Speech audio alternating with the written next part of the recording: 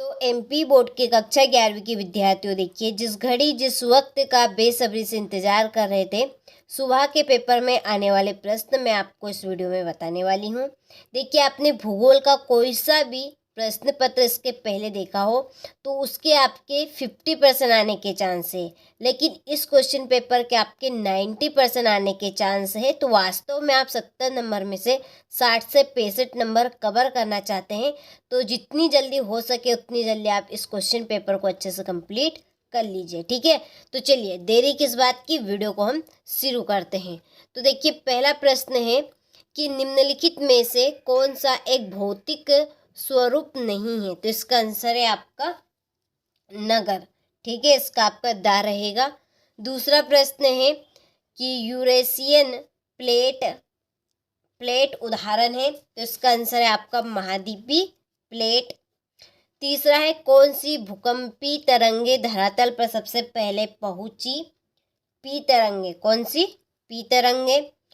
चौथा है निम्नलिखित में से किस देश की भारत के साथ सबसे लंबी अंतर्राष्ट्रीय सीमा है। तो ये है आपकी बांग्लादेश की। ठीक है, कोडेरा का निर्माण होता है। तो इसका आंसर है आपका ज्वालामुखी के द्वारा।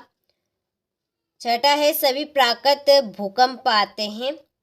तो इसका आंसर है सभी प्राकृतिक भूकंप आते हैं, स्थलमंडल, जलमंडल, वायुमंडल, इनमें से कोई नहीं। तो प्राकृतिक भूकंप आते हैं वायुमंडल। ठीक है, इसका आपका साइंस में राइट रहेगा। चलिए अगले प्रश्न की ओर बढ़ते हैं। अगले प्रश्न में है आपके सही रिक्त स्थान की पूर्ति कीजिए। पहला है अक्षय खालिस्तान निर्माण की एक महत्वपूर्ण प्रक्रिया है। तो इसका आंसर है आपका मिट्टी, इसमें आपका भराएगा मिट्टी। दूसरा है भूगोल शब्द खालिस्तान भाषा से लिया गया, ग्रीक भाषा से। कौन सी, ग्रीक भाषा से। तीसरा है मेघालय के पठार को जनजातियों के नाम के आधार पर खालिस्तान बांटा गया है। कितने भागों में, 9 भागों में। ठीक है, कितने भागों में बांटा गया है, 9 भागों में। तो स्क्रीनशॉट आप ले लीजिए यहाँ से और अच्छे से कंप्लीट करके जाइएगा, और एक बार आप जरूर पढ़ के जाइएगा परीक्षा हाल में जाने से पहले। चौथा प्रश्न है कोसी नदी को खालिस्तान का शोक कहा जाता है। तो इसका आंसर है आपका बिहार। पांचवा है प्रायद्वीपीय भारत खालिस्तान प्लेट का हिस्सा था। तो ये था आपका यूरेशिप का, यूरेशिप। छठा है भारत का दक्षिणी हिस्सा खालिस्तान कटिबंध में स्थित है। तो ये आपका है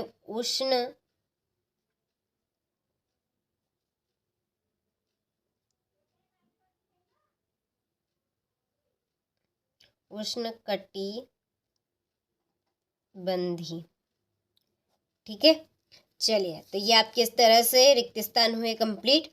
अगले प्रश्न की ओर बढ़ते हैं। तो अगले क्वेश्चन में आपके सही जोड़ी पहली है द्वे तारक सिद्धांत। इसकी जोड़ी इसकी सामने है जेम्स जिस। एक तारक सिद्धांत, तीसरी स्थिर अवस्था संकल्पना, और विस्तरित ब्रह्मांड परिकल्पना, इसकी जोड़ी एडविन हब्बल। इसके बाद में बोने ग्रह, इसकी जोड़ी आपकी रहेगी U3 313। ठीक है, चलिए यहाँ से आप स्क्रीनशॉट ले लीजिए। इसके बाद अगला क्वेश्चन है सत्य पहला कि रासायनिक अभिक्रियाएं कणों के मध्य बंधन को ढीला कर देती है। सत्य, यहाँ पे सत्य लिखना है। दूसरा है विश्व के सभी क्षेत्रों में समान जलवायु पाई जाती है। असत्य, क्योंकि हर जगह एक सार आपकी जलवायु नहीं रहती है, इसलिए ये आपकी असत्य बात है। लंबवत अपरदन के कारण भी आकार की घाटी का निर्माण होता है। तो ये आपका असत्य। भारत विश्व का 5वां बड़ा देश है। असत्य बात है ये भी। कर्क रेखा मध्य प्रदेश से होकर गुजरती है। बिल्कुल सत्य। लघु हिमालय को उत्तराखंड में नागतिभा कहा जाता है। तो ये आपका सत्य है। ठीक है, चलिए अगले क्वेश्चन की ओर बढ़ते हैं। एक वाक्य में उत्तर। पहला बालू टिब्बे का निर्माण किस कारक के निक्षेप द्वारा होता है? तो निक्षेपण के द्वारा। किसके द्वारा? निक्षेपण। घोल रंध्र किस अपरदन कारक के द्वारा बनाए जाते हैं? चूना प्रदेश।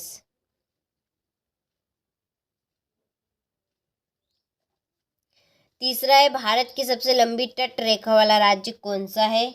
गुजरात।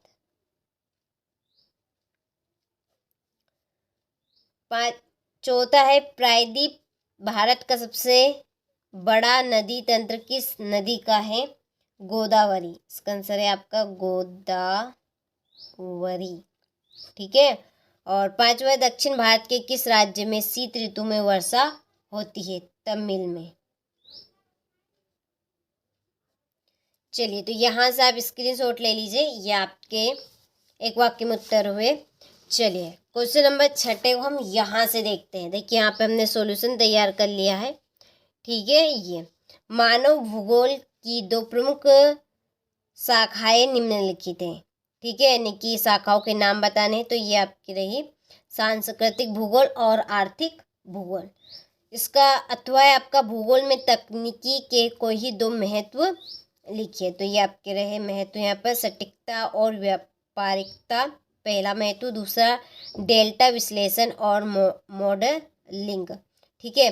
7वां है, भूगोल के अध्ययन के 2 प्रमुख उपागम लिखिए।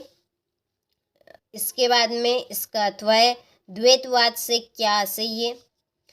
8वां प्रश्न है, भारत के अक्षांशीय एवं देशांतरी विस्तार लिखिए। और इसका अथवा है भारत के 2 पड़ोसी देशों के नाम, उनकी दिशा की स्थिति भी लिखिए। ठीक है। तो चलिए, यहाँ से आप स्क्रीनशॉट ले लीजिए। इसके बाद में है अगला प्रश्न, 9वां क्वेश्चन है आपका। चलिए, थोड़ा सा जूम कर लेते हैं।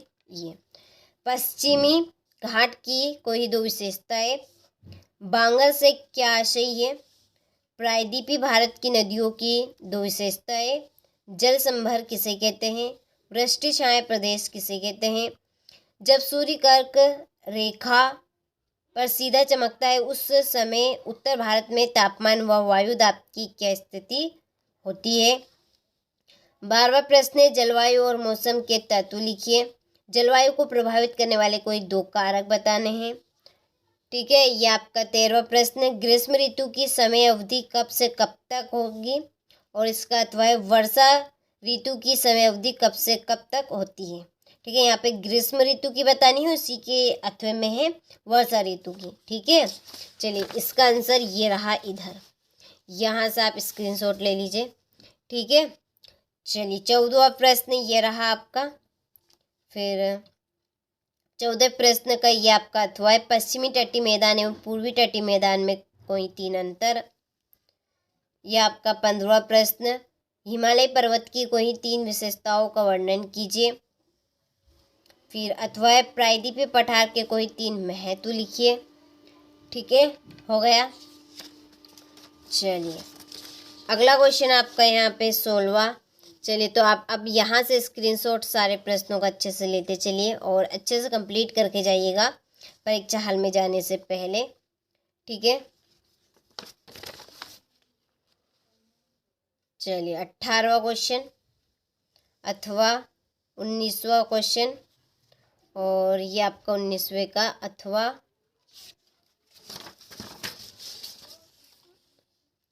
चलिए, बाकी का आपका इधर है 19वें का। ये 20वां प्रश्न।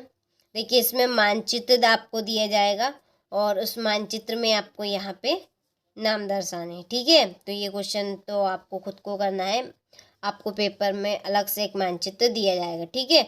चलिए, तो आपने सारे प्रश्नों का अच्छे से स्क्रीनशॉट ले लिया होगा। तो ये मैंने आपको एक क्वेश्चन पेपर बता दिया है जो वायरल क्वेश्चन पेपर है। अच्छे से आप कंप्लीट करके इसको जाइएगा। ठीक है।